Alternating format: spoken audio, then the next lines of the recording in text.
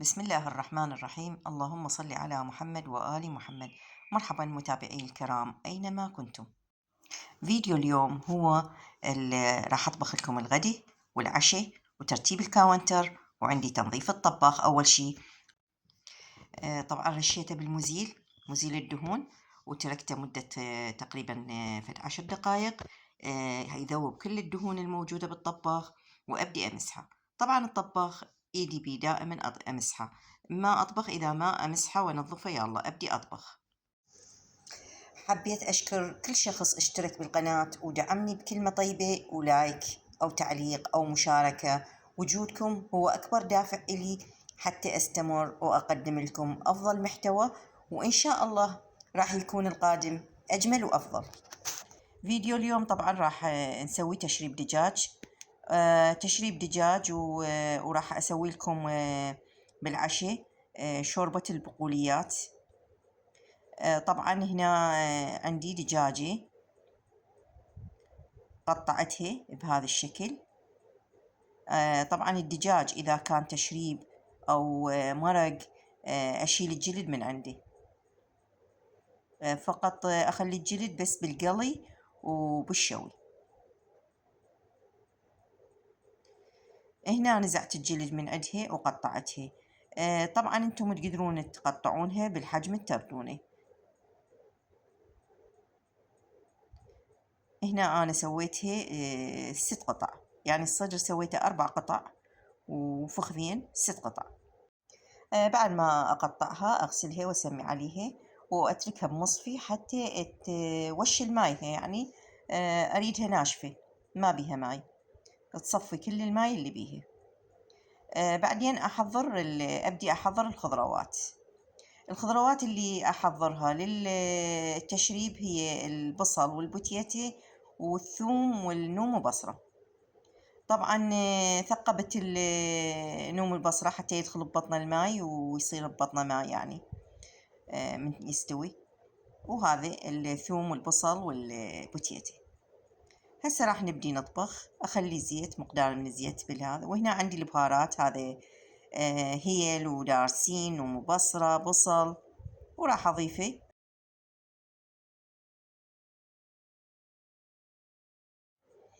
أحمسه بالدهن حتى شوية يصير تطلع ريحته، وأضيف الدجاج.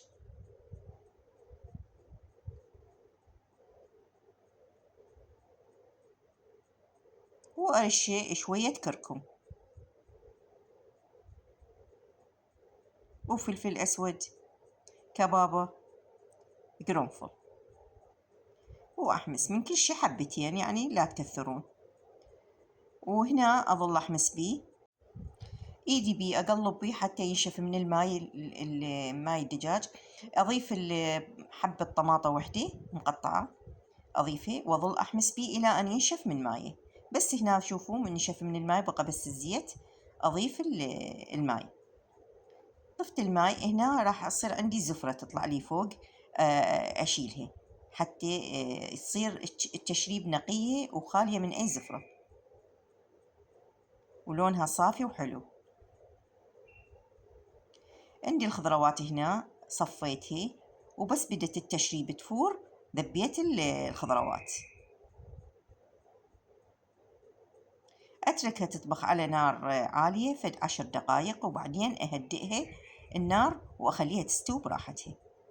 هنا عندي استوى الدجاج واستوى البوتيتا والخضروات كلها استوت. أطفي النار وأخليها تهدئ، وبعدين أبدي أصب الغداء.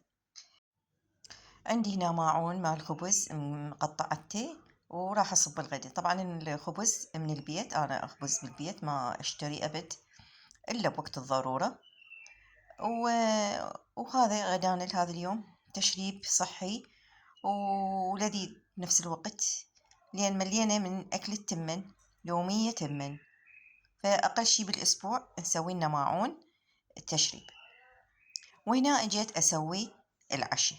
طبعا أول ما أجيت أريد أطلع البقوليات، أريد أسوي شوربة بقوليات 7 أشكال.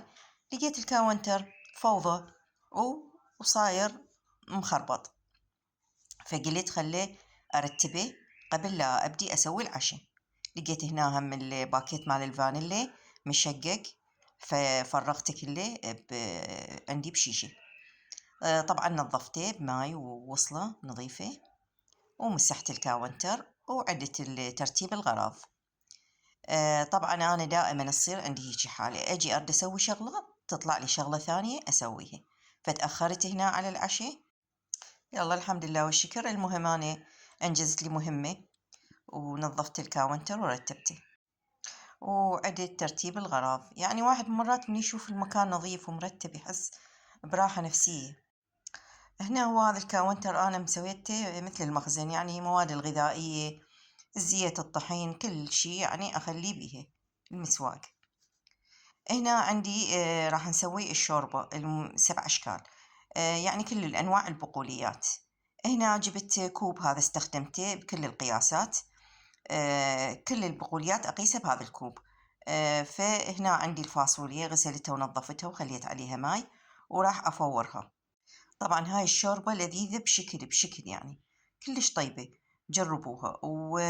وطبعا بالإضافة إلى أنه صحية، يعني لا حمس ولا قلي، بدون دهون، يعني فشي بسيط الدهن. هنا عندي فورتها من فارت، راح أطفي النار عليها وأتركها تنقع الحباية. هنا نقعت الحباية نفشت. راح أبدي أحضر البقوليات البقية. هنا عندي كوب، نفس الكوب قست بيه الماش ولوبيا والعدس،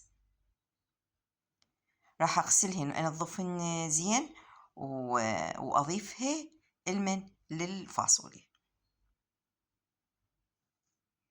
حطيتها بهاي الطاسة وراح أغسلها. بعد ما غسلتها وصفيتها ذبيتها على الفاصوليا، أو الفاصوليا ذبيتها عليهن. المهم حطيتهن بجدر وخليتهن على نار هادئة يطبخن.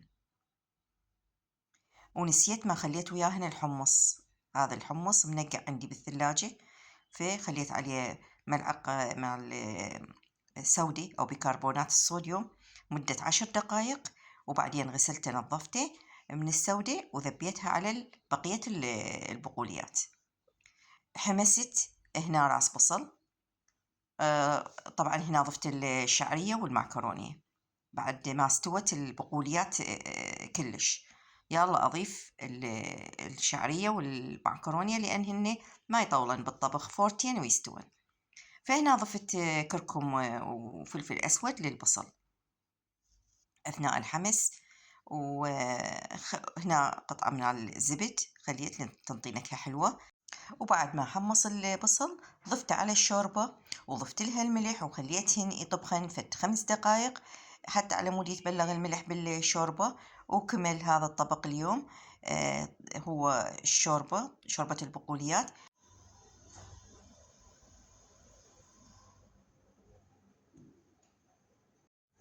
وهذا الشكل النهائي لوجبة العشاء، وهو شوربة البقوليات. الشكل والطعم خرافي. هسه الفقرة الأخيرة هي فقرة العناية بالبشرة. طبعا هاي العصارة جبتها لكم، أريد أعرفكم عليها. هي مرطب تحت العين، يتخلي يخفف من الالتهابات، الانتفاخات اللي تصير تحت العين نتيجة التعب والإرهاق والسهر، خصوصا التليفون، يعني السهر بالليل على التليفون هو هذا يسبب هالات سود تحت العين. وأيضا يقلل من الخطوط الرفيعة اللي تصير تحت العين، هاي يعني بداية تجاعيد. فهذا جدا مفيد نتيجة التجربة. اللي يحب يجيب من عندي ياخذ له سكرين. وأيضا ننتبه لا يدخل بالعين فقط، تحت العين يتخلي. إلى هنا نأتي إلى نهاية الفيديو. وإذا أعجبكم الفيديو لايك واشتراك وتعليق حلو مثلكم، ومع السلامة.